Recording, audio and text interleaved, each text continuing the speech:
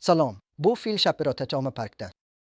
Men Margaret Aldrichning Kichik bepul kutubxona kitobini o'qiyapman. Va men bu kitobga butunlay oshiq bo'ldim. Men 1970 yillarning boshida Tev Holi Eat Tatalogni o'qiganimdan beri bunday kitob o'qish tajribasiga ega bo'lmaganman.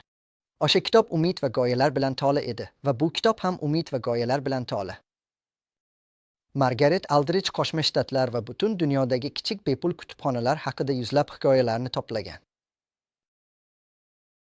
Bu yerda 350 ta rangi fotosuratlar mavjud. Siz kichik bepul kutubxona hikoyasini bilishingiz mumkin. Bu Wisconsinda yashovchi Todd Ball ismli bir odam bilan boshlangan. U birinchi kichik bepul kutubxonani onasiga, menimcha maktab o'qituvchisi bo'lgan onasiga bag'ishlab tashkil qilgan. Uning duradgorlik mahorati unchalik yaxshi emas edi, lekin bu qilishni xohlagan narsa edi. U uni chiqindi yoki qayta ishlangan materiallardan qurdi. Va keyin u do'sti Rick Brooks bilan bog'landi. Wisconsin Madison. Va ular birgalikda qaror qilishdi. Loyihani kengaytirishga qaror qilishdi.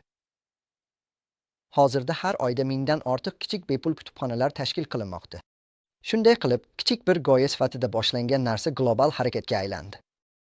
Va siz bu kitobni o'qiyotganingizda o'ylamasdan ilojingiz yo'q. Agar bu kichik g'oya global harakatga aylana olsa, boshqa qanday kichik g'oyalar ham global harakatga aylanishi mumkin? Shunday qilib, bu kitobda meni haqiqatan ham hayratga solgan hikoyalardan biri Los Angeles politsiyasi haqidagi hikoya edi. Ular politsiya bo'limlarini yanada jozibador qilish uchun politsiya bo'limlarida kichik bepul kutubxonalar tashkil qilishdi. Bu juda qiziqarli hikoya. Va men haqiqatan ham o'qishni yoqtiraman. Wisconsin qamoqxonalaridagi mahbuslar. Ular yaxshi do'stlar loyihasi deb ataladigan narsaga ega. Bu yerda mahbuslar kichik bepul kutubxonalar qurib, ularni mamlakat bo'ylab turli jamoalarga hadya qilishmoqda. Va keyin Minneapolisda yana bir juda qiziqarli loyiha bor edi. U yerda har bir blokda bitta kichik bepul kutubxona tashkil qilinmoqda. Menimcha, bu shimoliy Minneapolisning bir qismida, shaharning bir qismida. O'quvchilar va kattalar kitoblarga unchalik ko'p kirish imkoniga ega bo'lmasligi mumkin. Shunday qilib, bu juda qiziqarli edi. Bu kitobda kutubxonangizni qanday qurish haqida amaliy maslahatlar ham bor. Orqa qismida rejalar bor. Qanday qilib o'rnatish haqida ma'lumotlar bor. Hisoblagich, shunda siz kichik bepul kutubxonangizni qancha odam ochganini bilib olishingiz mumkin. Men bu kitobni o'qiyotganimda juda qiziqib qoldim. Men YouTube'ga kirib, kichik bepul kutubxona haqida qidirdim va juda qiziqarli videolarni topdim. Kichik bepul kutubxona qoshig'ini ham o'z ichiga oladi. Unda bir oila kichik bepul kutubxona haqida qo'shiq yaratgan. Va albatta ular qo'shiqni o'zlarining kichik bepul kutubxonalari yonida turib kuylashadi. Bu kitobda menga yoqadigan yana bir narsa takliflar. Muallif jamoa qanday qilib mahalladagi mualliflarning yozuvlaridan antologiya yaratishi mumkinligi haqida takliflar beradi. Va uni o'zlarining kichik bepul kutubxonalariga qo'yib, jamoa qurish vositasi sifatida foydalanish. Shunday qilib, bu kitob men haqiqatan ham yaxshi ko'radigan kam sonli kitoblardan biri. Bu to'g'ri uzunlikda ko'rinadi. U juda uzun yoki juda qisqa ko'rinmaydi. Har bir sahifa sizni keyingi sahifaga olib boradi.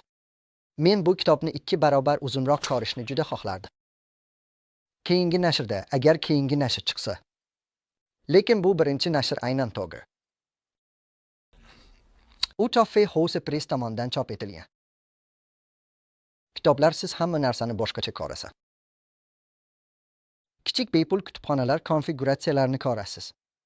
Odamlar o'zlarini qanday qurishlariga juda ijodkor va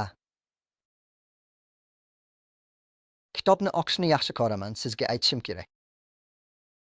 Bu har bir kutubxona, har bir maktab kutubxonasi, har bir jamoat kutubxonasi egalik qilishi kerak bo'lgan kitob. Chunki bu umid bilan to'lgan kitob. Mana kosmik kemaning shaklidagi kichik bepul kutubxonaning rasmi. Va kitoblarga yetib borishning yagona yo'li bu. Kichik bepul kutubxonaning ostidan yurib, keyin boshni kosmik kemaga tiqib, mavjud kitoblarga qarash. Keling, qaysi shaharda ekanligini ko'raylik. Bu New Yorkda deb o'ylayman. Bu juda qiziqarli. Kichik bepul kutubxona kitobi. Haqiqiy zavqli. Zavqli hikoyalar to'plami.